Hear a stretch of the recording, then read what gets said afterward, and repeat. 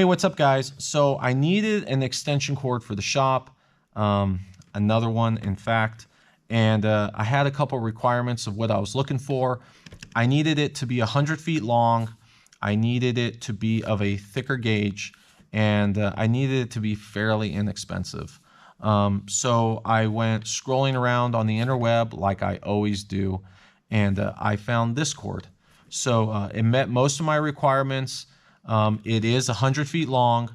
It's of 12 gauge, and it was only $30. So for what I had to choose from, it was good. So I ended up picking it up. It has one issue though, which we're going to correct today, and that is it is a twist lock plug. So I can't use the twist lock plugs. They don't work for what I'm trying to use it for. So we are going to off with its head, and we are going to install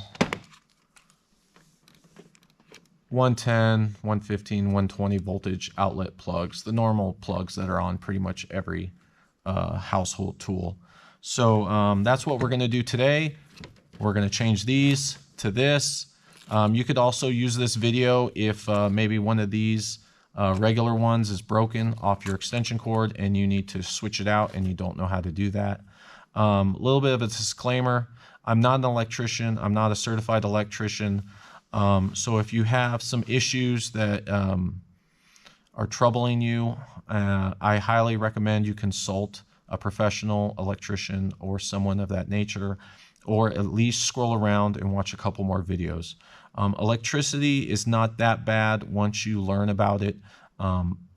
It's not simple to learn really quick, but it's not that bad, but it is dangerous. You can kill yourself and you can burn down your house. So don't take it lightly. This is a simple repair as far as I'm concerned. I have done this many, many times, so I feel more than confident in order to do this. But if you don't feel confident, maybe get a friend or something like that, or watch more videos or whatever it is to where you feel comfortable and safe in order to do something like this. So anyways, so we're going to take this, we're going to install these, and we are going to do that right now. So let's get to it, guys. Okay guys, so let's get this extension cord fixed. For this job, you're going to need at least 3 tools, depending. But first tool would be a good knife, a good razor blade. I mean, you could use a box cutter, but basically you need a nice sharp razor blade is what I use. Second tool would be a screwdriver or something in order to screw down the screws that hold the plug together, and then the parts inside. And then the last tool you're going to need is a set of good wire strippers. You could substitute these for the razor blade, but I prefer having these. It just makes the job easier, and this is what I use. So, all right, so you need these 3 tools. The next thing we need to do is we need to assess the extension cord and the damage that we did to it. So let's say you're using the cord and you cut it or damage it or whatever reason. We need to make sure that the 3 wires inside are still in good condition. The outside of the cord can have some damage and stuff, but we want to make sure that it's not smashed, it's not cut through, and we want to make sure that where we're putting these plugs on, the wires inside are still in good condition. So depending on what you did to the cord and stuff like that, you may need to go ahead and cut yourself off part of the cord until you get to a portion that you feel good about, that seems to be in good condition. So let's say it's damaged, so we're going to go ahead and cut it, right? Okay, now it's cut, and now this is where we're at. So now the cord is here, the cord is cut, the inside wires look to be in good condition. So now what we need to do is we need to get this outside protective sheathing off. And how we're going to do that is we are going to use a razor blade. This is how I do it. So let me show you what exactly I'm going to do. So the way I've learned it over the years is I'm going to take the razor blade and I'm going to cut around the cord like that, right? Just going to cut all the way around. And at the very end, I'm going to go ahead and take a slice straight up it, like that. So we're going to cut around, and then we're going to slice up, and then we're going to peel this thing off like a wrapper. One very important thing to note, when you cut this sheathing, you do not want to cut all the way through. That is not the goal. You want to cut at least halfway through, 3/4, depending on how good you are. And then at the very last quarter of it, or whatever it is going to be us peeling it apart and taking it off. That ensures that the wires inside do not get cut.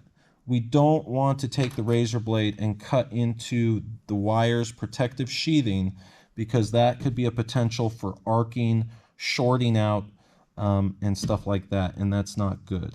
So you may have to do this once or twice in order to get it just right, but hopefully you have enough cord and you're able to do that. It doesn't hurt to try and cut this multiple times and just go a little deeper every time and then try and peel it off. We're not here to rush. We're here to make sure we do a good job. And because this is electricity, you know, we don't want to mess this up, because this can arc, this could start a fire and stuff like that. Don't be intimidated. Just take your time and try and do a good job. So what we're going to do is I'm going to take this razor blade, and as I cut, I'm going to kind of twist the wire and twist the razor blade at the same time. And I'm basically trying to cut all the way around this without stopping and then cutting and then stopping and then cutting, because we want the cut to be continuous all the way around, so when we peel it, it peels real easy. So that's why maybe you have to practice once or twice. So I'm going to go ahead and I'm going to roll it and cut at the same time. You know, and this cord is pretty thick, so this outside sheathing is pretty thick, so it may take a minute. But like I said, the goal is not to cut all the way through. The goal is just to, you know, kind of get most of the way through. And then I know that that's probably not good enough, but then again, we're going to go ahead and slice it right up that line. Okay. Another way to tell on how well you cut it is you can kind of bend it and peel it, and you may be able to see it. I don't know if this camera, so see how that black, and then you see the yellow, so you see the cut. So you can try and peel it. So I can see this cut, and I can already see the green wire, so you can kind of bend it, and I know I need to cut a little bit more. And again, just be patient. See there, see how you're just breaking it? Okay, so technically I should be, so there we go. So peeling it, you guys can see, I'm peeling it and then pull it right off. Okay, and then you look where you just did the cut, and you just look at the wires and make sure that they're not cut. And these look good to go. So now we've got that taken care of. We're going to do our next step. Now, for some people that are watching that have done this before, they'll notice that this technically is too much wire. And there's nothing wrong with that. I prefer these wires to be longer and to cut them down than them to be too short and have to remove more of this sleeving, sleeving, however you say it. It's just easier to remove this than it is this. So I like to have these wires long, and then I'll just adjust as I go. I may cut these down once or twice until I get to the size that is perfect for me. So, anyways, okay, we got the wires done, exposed. So now let's get our wire strippers. So we've got our wire strippers. Now, most people can eyeball this and do this right, but if you don't know, this is a 12 gauge wire. The way I know it's a 12 gauge wire is, give me a second. I don't know if this is going to focus. Anyway, so right there it says 12 AWG. That's for 12 gauge. Unfortunately, I didn't look this up to remember exactly what this stands for, but basically 12 AUG is each one of these wire sizes. So we know these are 12 gauge. So on our strippers, they actually have numbers, and there's a 12 right there. So we're going to take the wire strippers and we're going to strip back a decent amount. Probably will go to there because I already know that these are pretty long. So we're just going to strip them.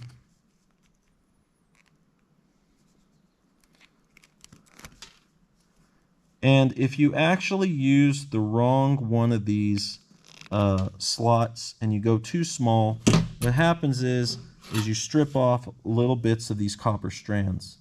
And you don't want to strip too much of them off because then you're kind of defeating the purpose of the thicker copper wire. So it's always good to use the right size to do this, because the more wires that are gone, the less efficient that this cord will be. You may not notice it at all or in a million years, but trust me, it will reduce some efficiency. So it's always best to use the correct size and to make sure you don't tear off too much of these strands. One or two of the strands are going to come off. That's usually normal. That's going to happen. But like if you're taking off like half of these or a big chunk, then you should cut it and start over. So you could also use a razor blade to strip these backs and do that rolling method I was telling you about, but it's just a pain in the butt. And these from Harbor Freight or from anywhere, they're under $10. So they're a great tool to have, and as far as I'm concerned, a necessity. So I would go get these if you're going to do this job. So we're going to go ahead and we're going to grab our plug. The plug has a couple screws to pull the head out. So we're going to go ahead and we are going to loosen these screws. And we're going to pop the head right off. This particular plug, well, actually all plugs, as far as I've ever dealt with, are directional. This one has this little arrow thing right here, if you can see it. And then the top has one also. Let me find it because I've swapped this thing around now. There it is. So the top has one too right there. So if you're not good at finding those things, you could always take a marker and then just kind of give yourself a little line, you know, just so you can find it easily when you assemble this. All right, so now that we have this all stripped and ready to go, the next step is to attach it to our plug. So here's our plug. The back side of the plug has these screws in it. These screws basically work with this plastic piece and it makes a clamp. So you have to slide the cord into this, and then when everything's done, we're going to clamp this down. And basically what that does is it clamps itself to the wire, so that way when you're moving the plug, it keeps the wire from moving back and forth, which keeps these ends from pulling out of the plug. And that's basically what it does. So we're going to take the plug, we're going to kind of put them together and just feed them through.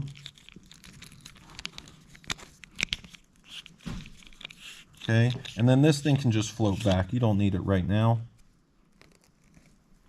We're going to twist our ends.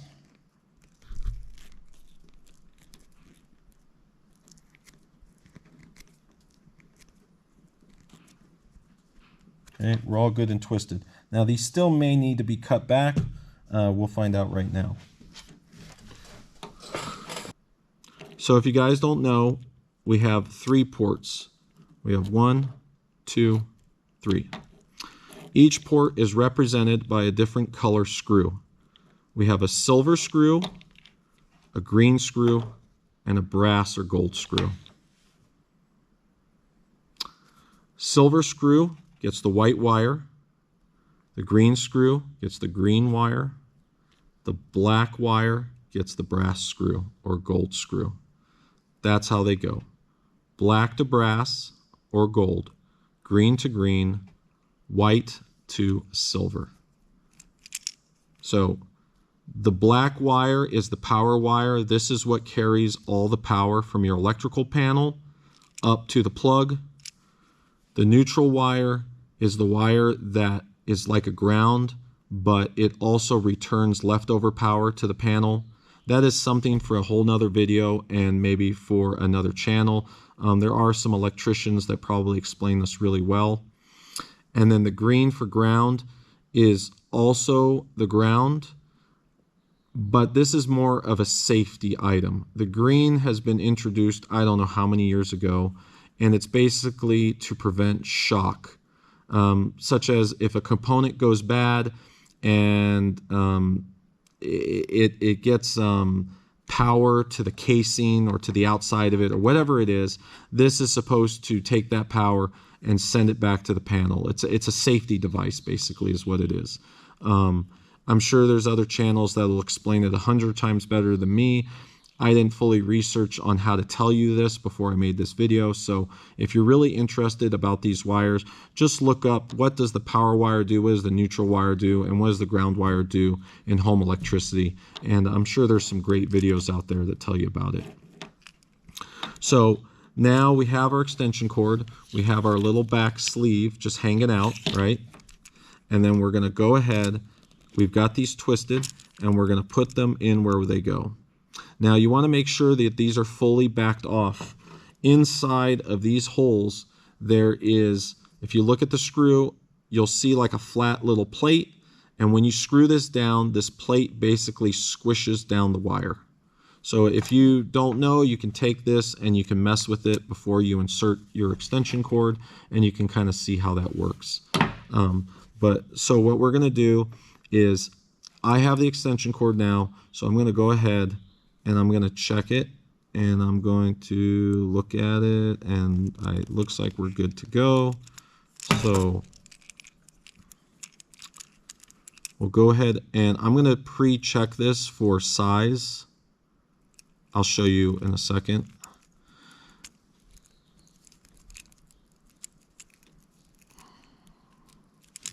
Okay, so this is something I do. Because of the way that these fit into the plugs, you have to bend these in a way, and it makes it very, makes it easier. So I always take them, I bend them out, and then I kind of bend them in like that. So we're going to do that right now to each one. Okay, and then you have something like that. And it makes it easier to insert into the plug. I always have to double check that these things are twisted and these things are, all the strands are together, because I like to have everything nice like that. So we got the white inserted.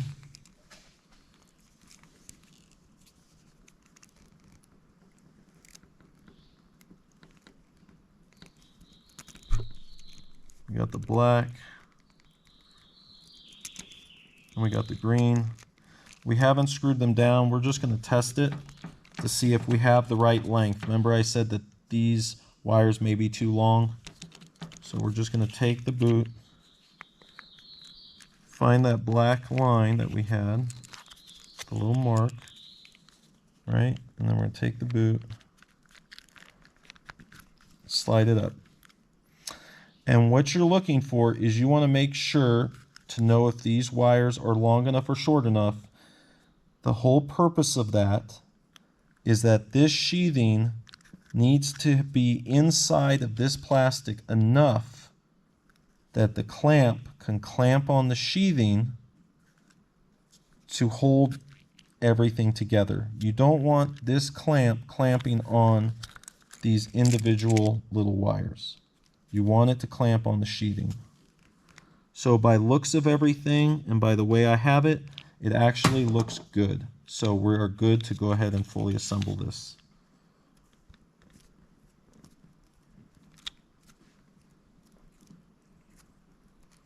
So I'm going to insert one wire at a time, and then I'm going to screw it down.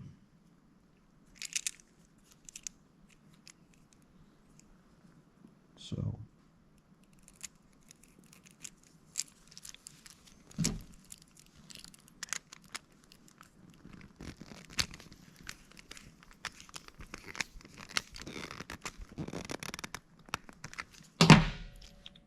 that's our black. Neutral goes to the silver nut. Well, not a nut, it's a screw. Silver screw, white wire.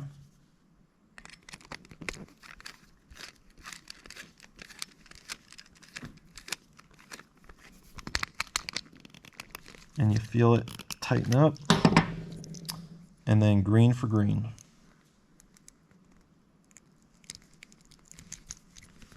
And when you do this, you want to push the wire in until you feel it go all the way in.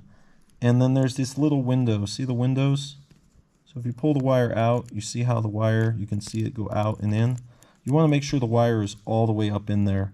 So that way this screw holds it the best, it gets the most contact, and everything's going to be good. So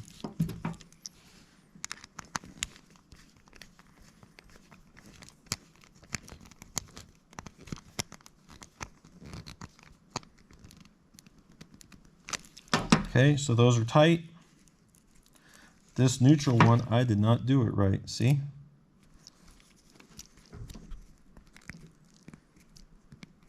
Double check your work. Always got to double check your work. Did I screw it? And I screwed it down, so we need to unscrew it.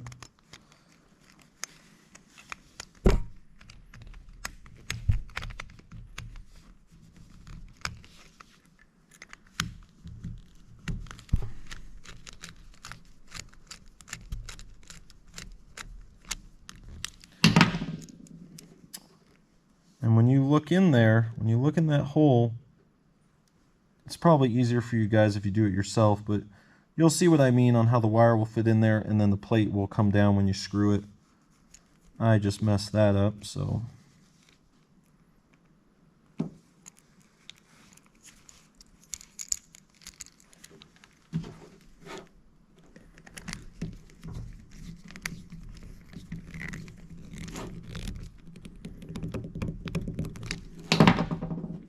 Do a tug test. Check the little window, make sure everything looks good. I usually come back, try it again.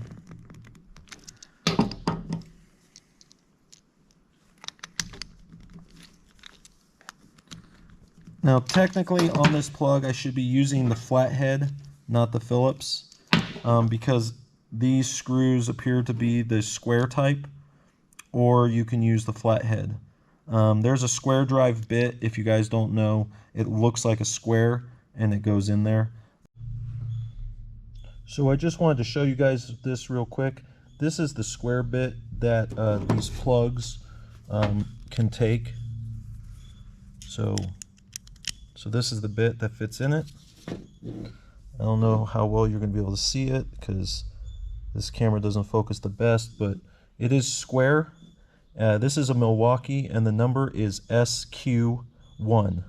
So anyways, so these are the square bits that probably you should be using instead of the Phillips, but there is a space for a slot or flathead.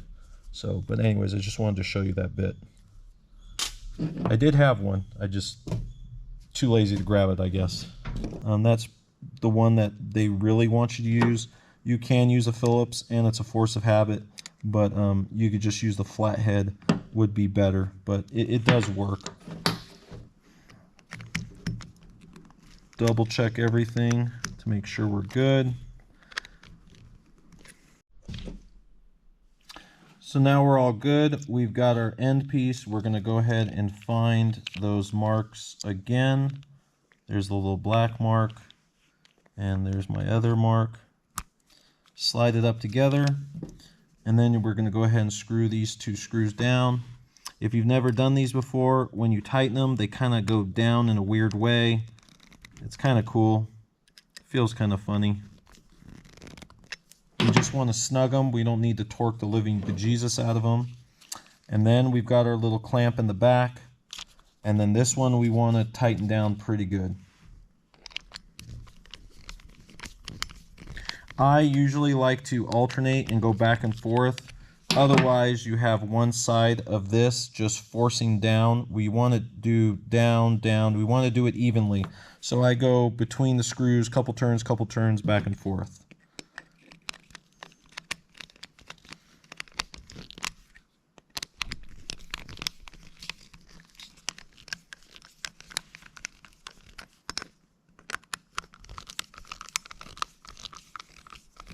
And you'll start to see it close in.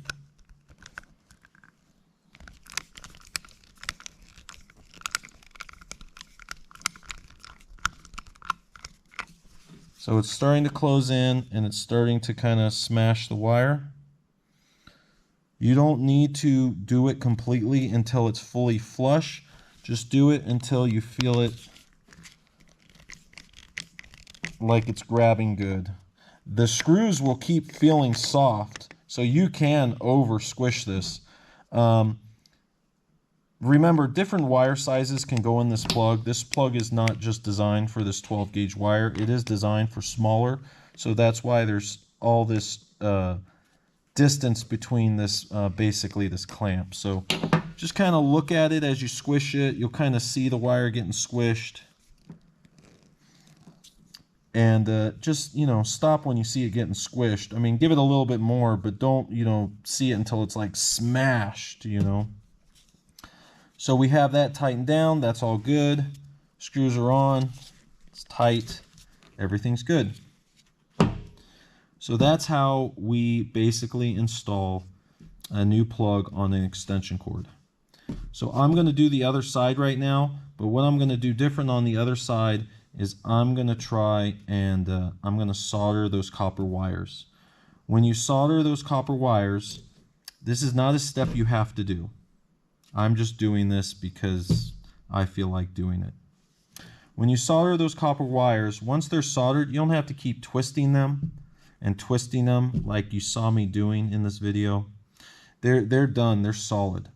Also, when you go to tighten them down up here, you can tighten them as much as you want, and you're not going to cut the copper really.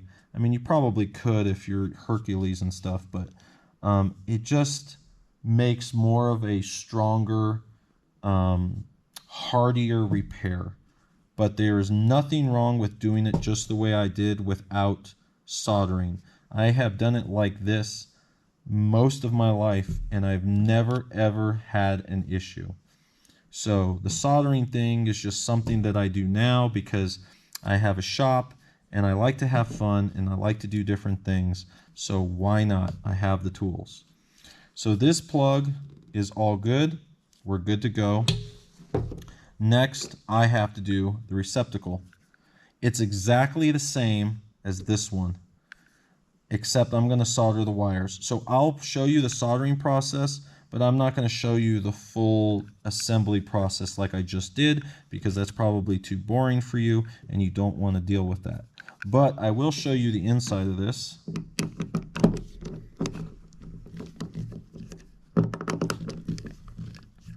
So you can see it. So this one also, I don't think this one has lineup marks. So this one doesn't have the lineup marks. What it does is it has this little plastic ledge that sticks up. And that slides in here. See the notch? So we have to line that up and that up, and that's how they go together. So because that is a little more difficult to see, I'm going to do the same thing again where I just kind of make some marks. Doesn't matter where you put the marks, as long as this thing's together and you put two marks of how it goes together, you know they're going to go together. So you can put them here, you can put them here, just do them like that. All right, guys, so to solder these wires, I'm going to end up using this big boy right here. This is an old school 200 amp soldering iron from back in the day. It works great, and I don't feel like upgrading it. So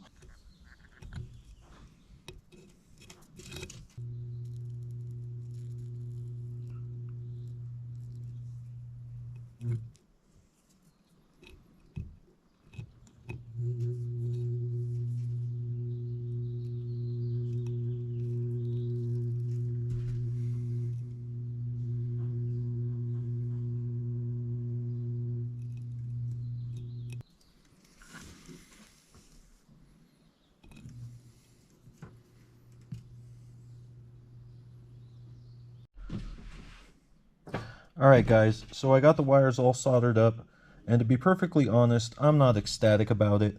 That large iron is very difficult to use because the tip you use to heat the wires up to melt the solder is so large that you're crushing the copper as you're pressing on it, and it's hard to see what you're doing. It did work. I did get it done, but I don't. It's not like 100% great job. I mean, it'll work. It'll be fine, but I wish it was prettier than what it is. But anyways, that just goes to show you that not everybody is perfect, especially when doing videos. Not everybody's perfect. So anyway, so they're soldered. They're gonna be fine. So we're gonna go ahead and get this plug installed.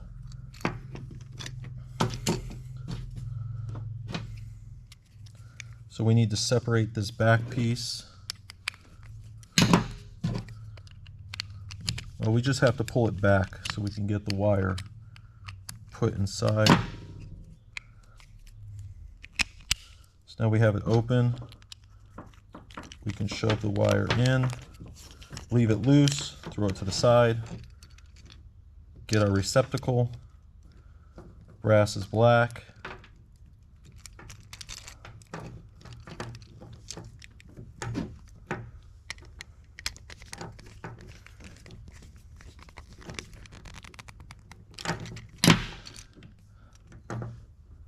Silver is white.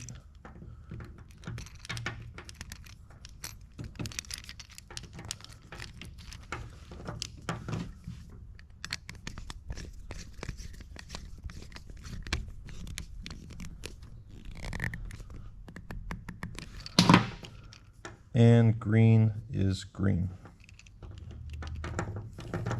I have to say though, having them soldered makes it so much easier to insert them into these holes and screw them down. That is the benefit, one of the benefits of soldering.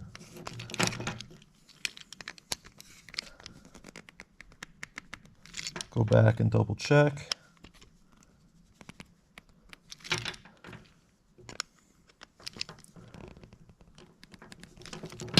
And those are good, those are tight. There's no copper exposed. We have our black mark. We're going to slide our sheathing, find our little mark. There's our marks. Screw the tip down.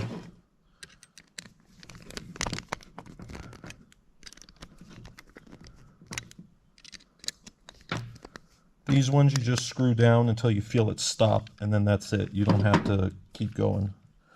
And then we're going to go ahead and screw our back down and do that same thing where we go from one side to the other.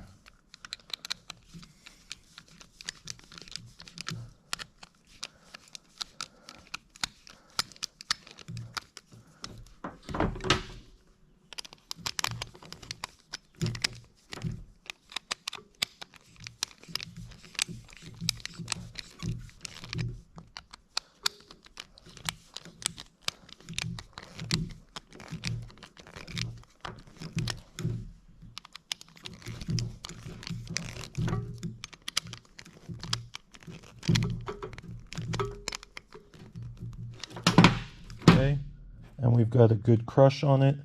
It's not overly done, but it's nice and on there. Good and tight.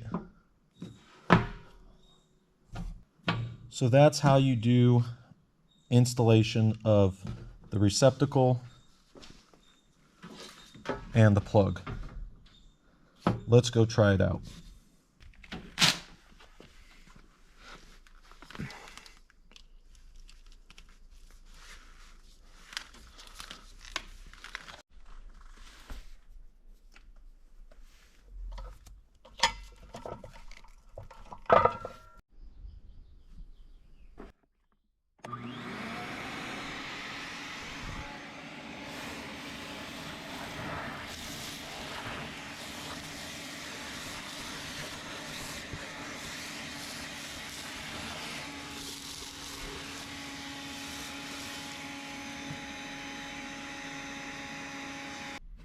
All right, guys. Well, hopefully you watched this far, and I appreciate it very much.